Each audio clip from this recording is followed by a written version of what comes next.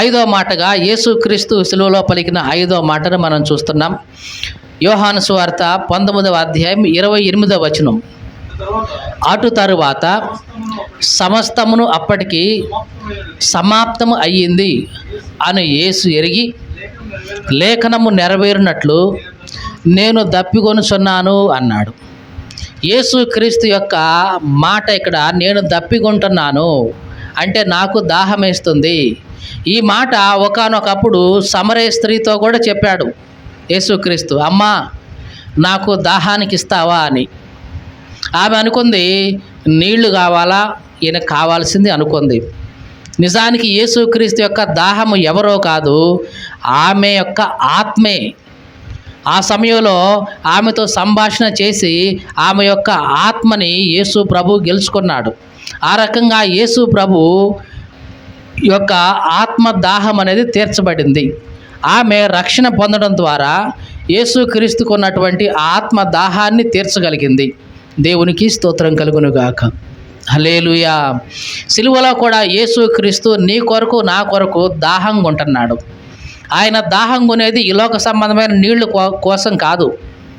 ఎందుకంటే నీ ఆత్మ కొరకు ఆయన దాహంగా ఉంటున్నాడు. నీవు రక్షణ పొంది మారు మనసు పొంది పరలోక రాజ్యంలో చేర్చబడితే నిజంగా ఆయన ఆత్మ దాహాన్ని నీవు తీర్చిన వాడు అవుతావు. దేవునికి స్తోత్రం కలుగును గాక. హల్లెలూయా. ఈ మాటలు వింటున్న ప్రియ సహోదరి సహోదరుడా, మనం అప్పుడప్పుడు ఈ కరుణామయుడు మూవీలో చూస్తూ ఉంటాం. యేసు ప్రభు ఏదో దప్పిక అయితే ఒక చిన్న పాప వచ్చి ఒక ముంతలో నీళ్ళు ఇచ్చి యేసు ప్రభుకు తాగించినట్లుగా మనం చూస్తూ ఉంటాం. చూసి అప్పుడు మనం అనుకుంటా, చూసివా ఎంత మంచి చిన్న పాపో, యేసు ప్రభుకు దాహం తీర్చింది అనుకుంటాం. కానీ అట్లాంటిది ఏమీ బైబిల్లో లేకపోయినా అట్లా క్రియేట్ చేశారు ఆ మూవీలో. అట్లాంటి సీన్లు మనం చూసినప్పుడు ఏమనుకుంటామంటే, చూసి ఆ చిన్న పాప యేసు ప్రభుకు దాహం ఇచ్చింది, యేసు ప్రభు దాహాన్ని తీర్చింది, అమ్మో అని మనం అనుకుంటాం. కానీ నిజానికి యేసు ప్రభు దాహం కొంటుంది నీ కోసం నా కోసం. నీ ఆత్మ కొరకే ఆయన దాహం కొంటున్నాడు. నువ్వు రక్షణ పొందితే ఆయన దాహాన్ని తీర్చినవాడు అవుతావు. నువ్వు మారు మనసు పొందితే ఆయన దాహాన్ని తీర్చినవాడు అవుతావు. మరి యేసుక్రీస్తు దాహం తీర్చాలి అనే ఆశ ఆలోచన ఎప్పుడైనా నీ హృదయంలో కలిగిందా? ఆయన దప్పికొంటుంది దేనికోసం అంటే నీ కొరకే. పాపస్థితిలో ఉన్న నిన్ను చూసి ఆయన దప్పికొంటున్నాడు నీ ఆత్మ కోసం. ఆయన ఆహారం పానము ఎవరు అనుకున్నారు? నీవే. దేవుని రాజ్యం భోజనము పానము కాదు, మరి ఏమిటి? నీతి, సమాధానం, పరిశుద్ధాత్మ యందలి ఆనందం.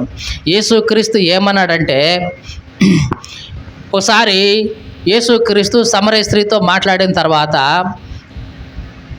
శిష్యులు వచ్చారు. ఈ లోపల వచ్చేసి ప్రభువా భోజనం చేయి నాయనా అన్నారు.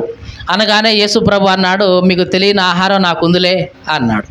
ఈ లోపల యేసు ప్రభు శిష్యులు అనుకున్నారు, తెలియని ఆహారం ఉందంటే ఎవరైనా ఏమైనా తెచ్చిచ్చారేమో యేసు ప్రభుకు ప్రత్యేకంగా, దాన్ని పక్కన పెట్టుకొని మీకు తెలియని ఆహారం నాకు ఉందిలే, నేను తర్వాత తింటానులే అంటున్నాడేమో అని అనుకున్నారు వాళ్ళు. అప్పుడు యేసు ప్రభు అన్నాడు, అబ్బాయి మీరు అనుకున్నట్టుగా నాకు ఎవరో ఏం తీసుకురాలేదు, పక్కన పెట్టుకోలేదు. నేను తెలియని ఆహారం అంటే ఇదిగో నా తండ్రి యొక్క పనిని నెరవేర్చటం, ఆయన పనిని తుదముట్టించడమే నాకు ఆహారం అయ్యా. ఇప్పుడు నేను అదే చేస్తున్నా.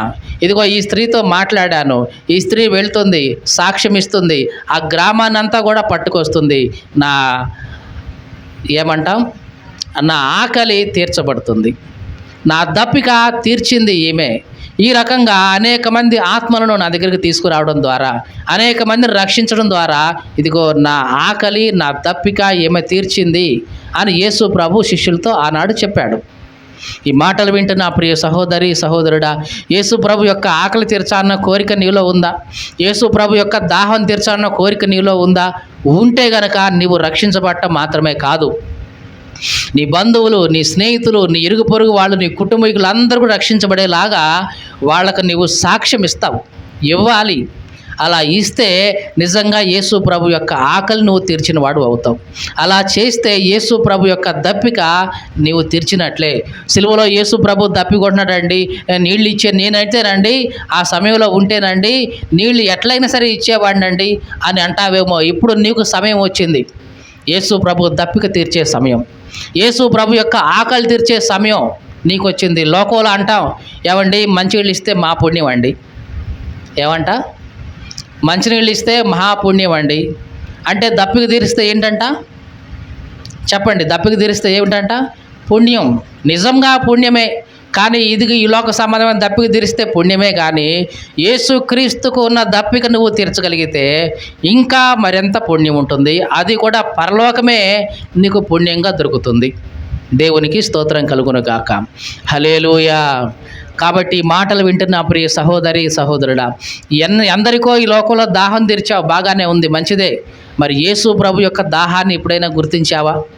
నీ కొరకే ఆయన దాహం కొంటున్నాడు, నీ కొరకే ఆయన దప్పికొంటున్నాడు. నీ ఆత్మ కోసమే, నీ రక్షణ కోసమే, నీ మారు మనసు కోసమే ఆయన దప్పికొంటున్నాడు. మరి ఆయన దాహాన్ని ఎప్పుడు తీరుస్తావు నువ్వు? నిజంగా నీవు ఆయన దాహాన్ని తీర్చగలిగితే తప్పనిసరిగా ఆయన నిన్ను పరలోక రాజ్యంలో చేర్చుకుంటాడు.